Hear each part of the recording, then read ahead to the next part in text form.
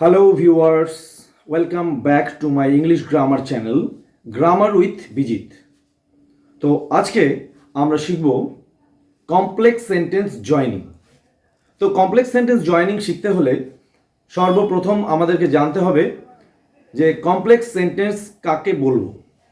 দেখো, complex sentence হলো এমন একটি সেন্টেন্স যার মধ্যে একটি প্রিন্সিপাল ক্লজ এবং একটি বা একাধিক সাবঅর্ডিনেট ক্লজ থাকে। এবার কথা হলো যে what is principal clause and what is subordinate clause. তো আগে আমরা ক্লজের কনসেপশন নিয়ে আলোচনা করেছি অন্য ভিডিওতে, তো এই ভিডিওতেও একটু দেখে নেওয়া যাক। তো আমরা জানি ক্লজ হলো পার্ট অফ সেন্টেন্স, সেন্টেন্সের অংশ, এবং এমন একটি পার্ট অফ সেন্টেন্স যার মধ্যে একটি সাবজেক্ট থাকবে এবং একটি ফাইনাইট ভার্ব থাকবে।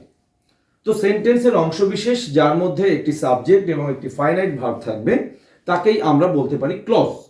তো এখানে আমি একটা সেন্টেন্স লিখেছি, everybody knows that Pintu dances very well. সকলেই জানে যে পিন্টু খুব ভালো নাচে। তো এখানে দুটো পার্ট আছে এই সেন্টেন্সটির, এভরিবডি নোজ এই একটি পার্ট এবং that Pintu dances very well, that হচ্ছে লিঙ্কার। এই লিঙ্কারটি কিন্তু এখানে এই পিন্টু ডান্সেস ভেরি ওয়েল এই পার্টের সঙ্গে যুক্ত আছে। তো এখানে এভরিবডি সাবজেক্ট, নোজ হচ্ছে ভার্ব, এবং এই নোজ কিন্তু একটা ট্রানজিটিভ ভার্ব, অর্থাৎ এর কিন্তু অবজেক্ট আছে। যে যে ভার্বের অবজেক্ট আছে সেগুলোকে আমরা ট্রানজিটিভ ভার্ব বলবো। তো সবাই জানে, কি জানে? উত্তর কিন্তু আসবে যে that Pintu dances very well. অর্থাৎ ভার্বকে কি বা কাকে দিয়ে কোশ্চেন করলে যে উত্তর পাওয়া যাবে সেটাকেই আমরা অবজেক্ট বলি। অর্থাৎ এই টোটাল পার্টটা that Pintu dances very well এটাই কিন্তু অবজেক্ট হিসাবে কাজ করছে। তো এখানে এভরিবডি নোজ ইট, এখানে একটা ইট আছে, লিঙ্কার জয়নিং করবার পর এটা দ্যাট দিয়ে যুক্ত হয়ে গেছে। তো এভরিবডি নোজ এই পার্টটা কিন্তু এই সেকেন্ড পার্টটার উপর ডিপেন্ড করছে না। অর্থাৎ এই that Pintu dances very well এই পার্টটিকে যদি আমরা বাদ দিয়ে দিই বা ডিলিট করে দিই তাহলেও কিন্তু এভরিবডি নোজ ইট এটি একটি স্বাধীন সেন্টেন্স হিসাবে ট্রিট হবে। অর্থাৎ যে ক্লজগুলি বাক্যের মধ্যে স্বাধীন এবং প্রধান ক্লজ তাকেই আমরা বলি প্রিন্সিপাল ক্লজ, এবং এই প্রিন্সিপাল ক্লজ সেন্টেন্সের বাকি পার্টটা বাদ দিয়ে দিলেও স্বাধীনভাবে ব্যবহৃত হতে পারে। তো এই ক্লজকে আমরা বলবো প্রিন্সিপাল ক্লজ বা মেইন ক্লজ বা প্রধান ক্লজ।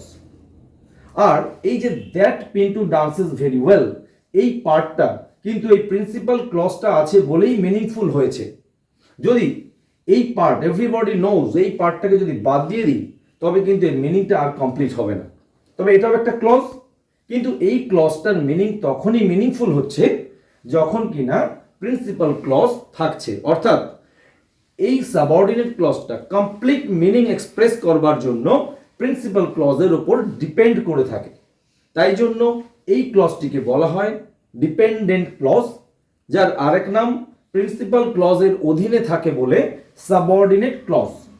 অর্থাৎ একটা কমপ্লেক্স সেন্টেন্স তৈরি হচ্ছে দুটি ক্লজ নিয়ে, একটি প্রিন্সিপাল ক্লজ এবং সেই প্রিন্সিপাল ক্লজের অধীনে এক বা একাধিক সাবঅর্ডিনেট ক্লজ থাকতে পারে।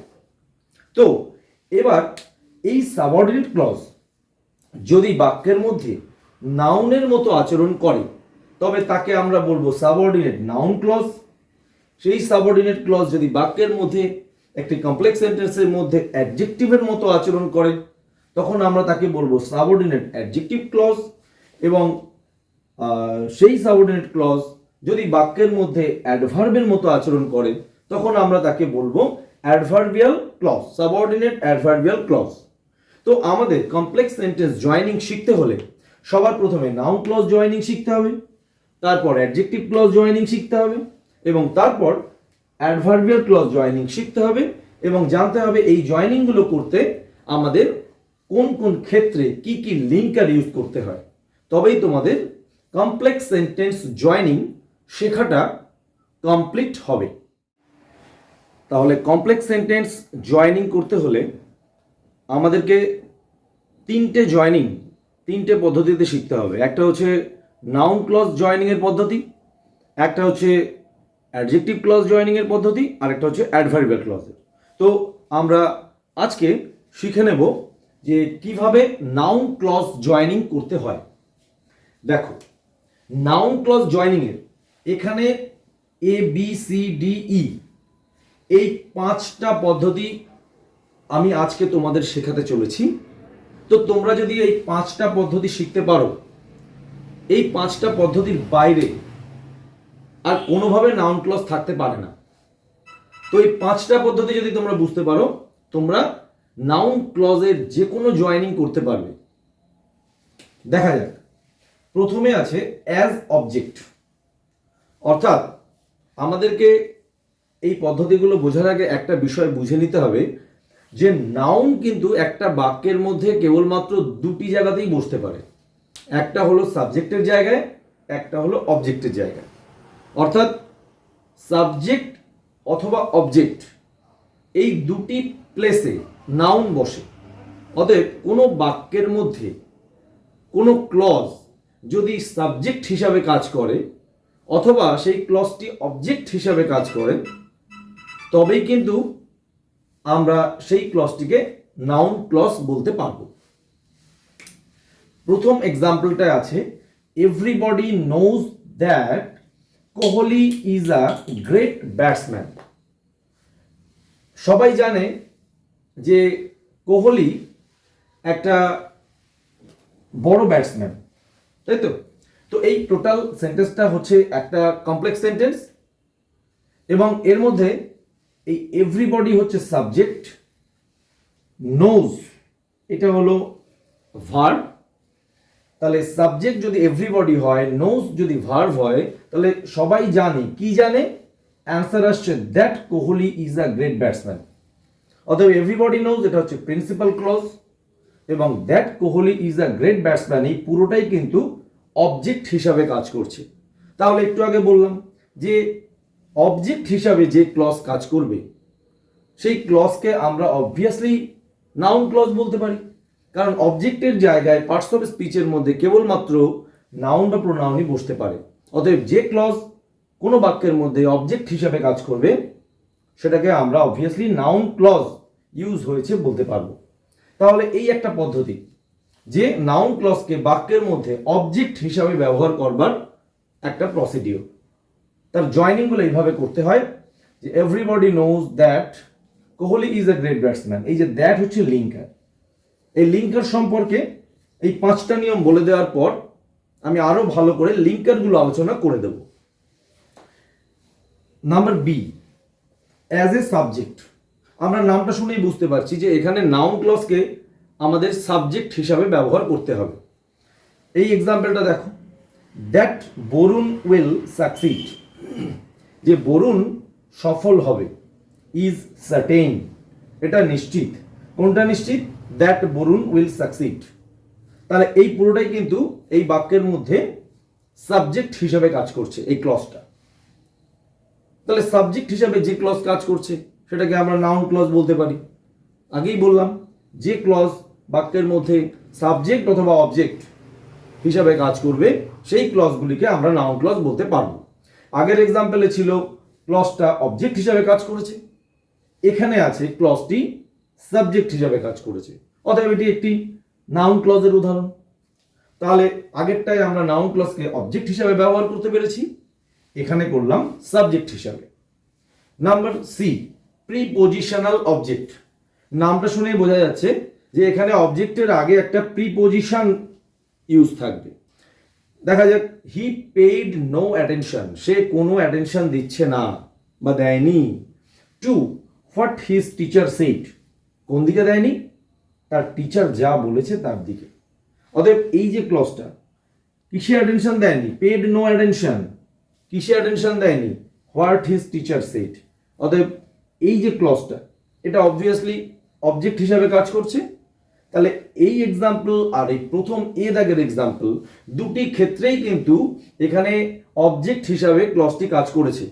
কিন্তু প্রথম যে এক্সাম্পলে দেখো অবজেক্টের আগে কিন্তু কোনো প্রিপজিশন নেই, সেই জন্য এটাকে আমরা শুধু অ্যাজ এ অবজেক্ট হিসাবে ইউজ বলেছি। কিন্তু এখানে এই অবজেক্টের আগে একটা প্রিপজিশনের ইউজ আছে টু। তো এই ধরনের যখন প্রিপজিশন ইউজ হবে তখন এটাকে আমরা বলবো প্রিপজিশনাল অবজেক্ট। বিষয়টা আসলে একই, শুধু প্রিপজিশনাল অবজেক্টে ওই ক্লজের আগে একটা প্রিপজিশন থাকবে, আর এমনি অবজেক্ট যখন ইউজ হবে তখন কিন্তু তার আগে কোনো প্রিপজিশন ব্যবহার হবে না। Number D, complement to the verb. Complement কথাটির অর্থ হলো পরিপূরক, অর্থাৎ যে অবজেক্ট কোনো ভার্বের অর্থকে সম্পূর্ণ করে সেগুলোকে বলা হয় complement. This is what you want, এটা দিস ইজ, এই ইজে যদি সেন্টেন্সটা থেমে যায় তাহলে কিন্তু কখনোই ইজের মানেটা কমপ্লিট হবে না, তাই না? তো দিস ইজ এটা কি, যেটা তুমি চাইছো, হোয়াট ইউ ওয়ান্ট। তো কি দিয়ে প্রশ্ন করলে কিন্তু এই হোয়াট ইউ ওয়ান্ট এই ক্লজটাই পাওয়া যাচ্ছে। তাহলে এখানে হোয়াট ইউ ওয়ান্ট এটা অবজেক্টের মতো কাজ করছে, আর অবজেক্টের মতো কাজ করলেই সেটাকে আমরা কিন্তু নাউন ক্লজ বলতে পারি, তাই না? তো এখানে এই যে দেখছো যে কোনো একটা যে ইজ, অ্যাম বা কোনো বি ভার্ব বা কোনো হ্যাভ ভার্ব বা কোনো মোডালস, এগুলোর পর যখনই এই ক্লজটা ইউজ হবে অবজেক্ট হিসাবে তখনই আমরা এটাকে কমপ্লিমেন্ট টু দ্য ভার্ব বলতে পারবো। না হলে কিন্তু এই যে দিস ইজ, দোজ আর, হ্যাঁ those are what you see বা what you want to see, যে ওইগুলি হয় সেগুলি যেগুলি তুমি দেখতে চলেছো। তো এই মিনিংগুলো অসম্পূর্ণ থেকে যাবে, এই অবজেক্টটা এসে এই am, is, are, be verb, have verb বা ডু ভার্বের অর্থগুলোকে কমপ্লিট করছে, সেই জন্য এই অবজেক্টটাকে বলা হয় পরিপূরক। তাহলে আমরা দেখছি এ, সি এবং ডি এই তিনটে ক্ষেত্রেই ক্লজটা কিন্তু অবজেক্ট হিসাবে ইউজ হচ্ছে। তাহলে এখন অবধি আমরা অবজেক্ট হিসাবে তিন রকম ইউজ দেখলাম। একটা নর্মাল অবজেক্ট হিসাবে ইউজ হলো নাউন ক্লজ, সি দাগে আমরা কিন্তু প্রিপজিশনের পর অবজেক্ট ইউজ দেখতে পেলাম, তাকে আমরা প্রিপজিশনাল অবজেক্ট বলছি। আবার ডি দাগে আমরা ভার্বের পরিপূরক হিসাবে অবজেক্টের ইউজ দেখতে পেলাম। তার মানে এটা মনে রাখবে যে নাউন ক্লজ করতে গেলে আমাদের অবজেক্ট তিন ধরনের হতে পারে। আচ্ছা, একটা এখনো বাকি রয়ে গেছে, ই দাগ, নাউন ইন অ্যাপোজিশন। তোমরা নাউন ইন অ্যাপোজিশন পড়েছো, যে কোনো নাউনের পর কোনো অন্য কোনো ওয়ার্ড বা অন্য কোনো পার্ট অফ সেন্টেন্স বসে ওই একই জিনিসকে যদি বোঝায় তবে তাকে আমরা বলবো যে নাউন ইন অ্যাপোজিশন হয়েছে। দেখা যাক যে এখানে একটা এক্সাম্পল আমরা দেখি, দ্য রিউমার, গুজব, রিউমার মানে গুজব। তো rumour that Raj is gone mad, যে রাজ পাগল হয়ে গেছে, ইজ ফলস। তো কোন ব্যাপারটা ফলস? এই রিউমারটা ফলস। রিউমারটা কোন রিউমার? রিউমারটা হচ্ছে that Raj is gone mad. তাহলে এই ক্লজটাকে যা বোঝাতে চাইছে রিউমার মানেটাও কিন্তু সেটা, রিউমারটাও যেটাকে মিন করছে that Raj is gone mad, এই ক্লজটাও কিন্তু সেটাকেই মিন করছে। তো এই সেন্টেন্সের রিউমার হচ্ছে সাবজেক্ট।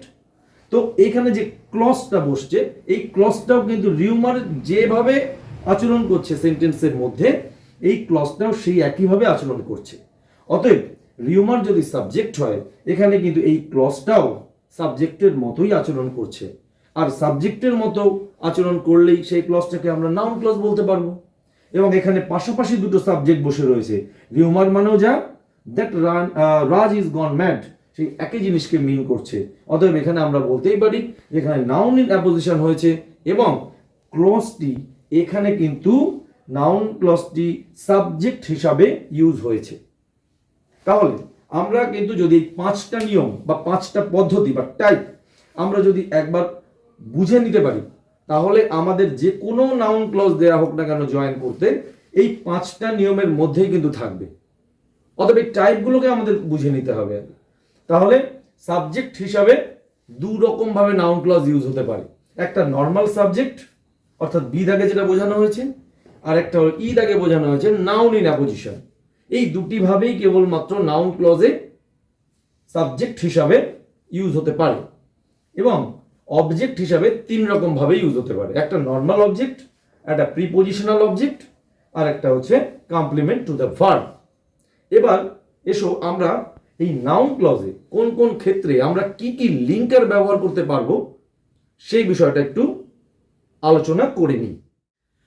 নাউন ক্লজ জয়েনিং করতে গেলে যে লিঙ্কারগুলির প্রয়োজন সেগুলি হলো দ্যাট এবং সমস্ত WH word.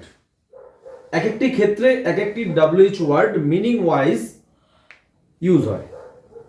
Who, how, what, which, whose, whom, when and where. প্রত্যেকটি লিঙ্কার ইউজ হওয়ার কিন্তু আলাদা আলাদা ক্ষেত্র আছে। যেমন কয়েকটি ক্ষেত্র আমি এখানটায় লিখে দিয়েছি। দেখো, রিজন কারণ বোঝালে হোয়াই লিঙ্কারটি ইউজ করবে, সামথিং বোঝালে হোয়াট লিঙ্কারটি ইউজ করবে, টাইম বোঝালে হোয়েন, সামওয়ান বা ওয়ান পার্সন এরকম যদি বোঝায় তখন হু, এবং ইট বা দিস এগুলো থাকলে তোমরা দ্যাট ইউজ করবে। কয়েকটা এক্সাম্পল দেখে নাও, তাহলে মনে হয় বিষয়টা অনেকটা ক্লিয়ার হবে যে কিভাবে এই লিঙ্কারগুলি আনতে হয় বা লিঙ্কার ইউজ করে কিভাবে জয়েনিং করতে হয়। যেমন এখানে দুটো সেন্টেন্স দেওয়া আছে, এই দাগের এক্সাম্পলে দেখো যে হি উইল কাম, সে আসবে, ইট ইজ সার্টেন, এটা হয় সার্টেন। তোমরা এখানে দেখবে যে কোনটা সার্টেন, ইট, ইট মানে কোনটা, হি উইল কাম, এই ফ্যাক্টরটা হচ্ছে সার্টেন। তাহলে অবভিয়াসলি নাউন ক্লজটা কিন্তু এই ইটের জায়গাতেই ব্যবহৃত হবে। তো আমরা যখন দেখব যে এরকম ইট বা দিস আছে, আমি বলেছি লিঙ্কার ইউজ করবে দ্যাট। একটা কথা মনে রাখবে যে যেখানে আমার এই ইট বা দিস আছে ঠিক সেই জায়গাতেই তোমাকে নাউন ক্লজ ইউজ করতে হবে। সুতরাং আমি কিন্তু লিঙ্কারটাকে আগে নিয়ে এসেছি, দ্যাট হি উইল কাম, এই পুরো কথাটা হচ্ছে, এই পুরো ক্লজটা হচ্ছে নাউন ক্লজ, এই ফ্যাক্টরটা হচ্ছে সার্টেন। তাহলে এই লিঙ্কারটা কিন্তু আগে চলে আসবে, যে ক্লজটা নাউন ক্লজ ঠিক তার আগে লিঙ্কারটা ইউজ হবে।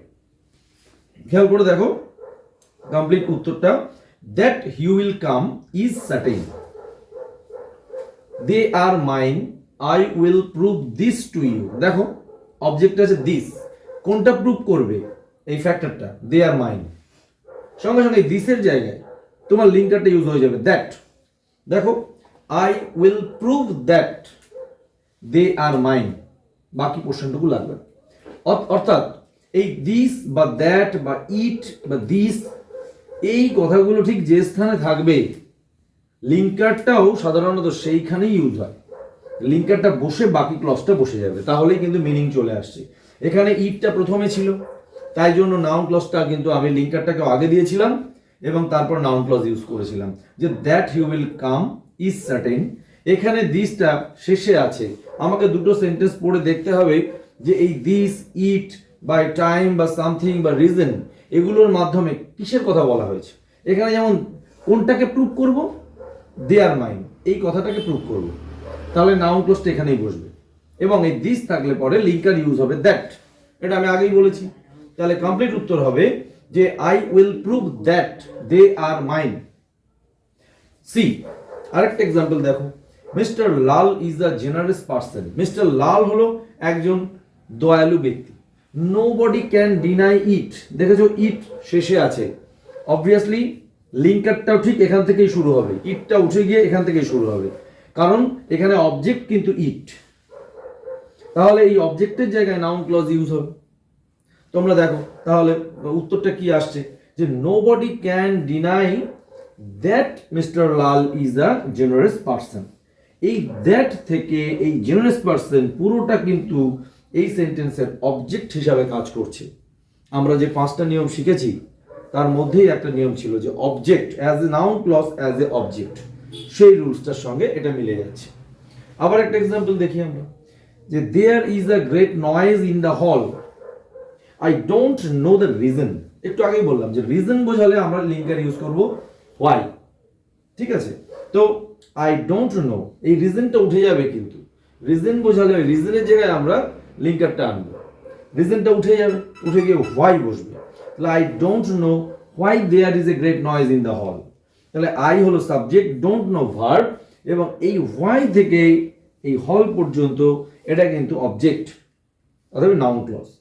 তো এইভাবে যেমন রিজন বোঝালে আমরা হোয়াই ইউজ করলাম লিঙ্কার, তেমনই ইট বা দিস থাকলে আমরা দ্যাট লিঙ্কার ইউজ করব। টাইম বোঝালে ওই টাইমের জায়গায় হোয়েন ইউজ করব। সামথিং বোঝালে হোয়াট ইউজ করব, এবং রিজন বোঝালে হোয়াই, এটা তো বললাম। সামওয়ান বোঝালে হু ইউজ করে আমরা কিন্তু নাউন ক্লজ জয়েনিং করব। এরপর এই যে রুলসগুলো তোমরা শিখলে বা এই ইউজগুলো দেখলে যে কিভাবে ইউজ হচ্ছে, তোমরা যে কোনো একটা বই থেকে, এক্সারসাইজ বই থেকে তোমরা কিন্তু বেশি না, গোটা 20 এই জয়েনিং নাউন ক্লজ প্র্যাকটিস করো। তারপর আশা করি তোমাদের নাউন ক্লজ সম্পর্কে সমস্ত কনসেপশন চলে আসবে। এবং রুলসগুলো কিন্তু আমি যেগুলো বলে দিলাম এইগুলোই থাকবে, এর বাইরে কিছু যাবে না।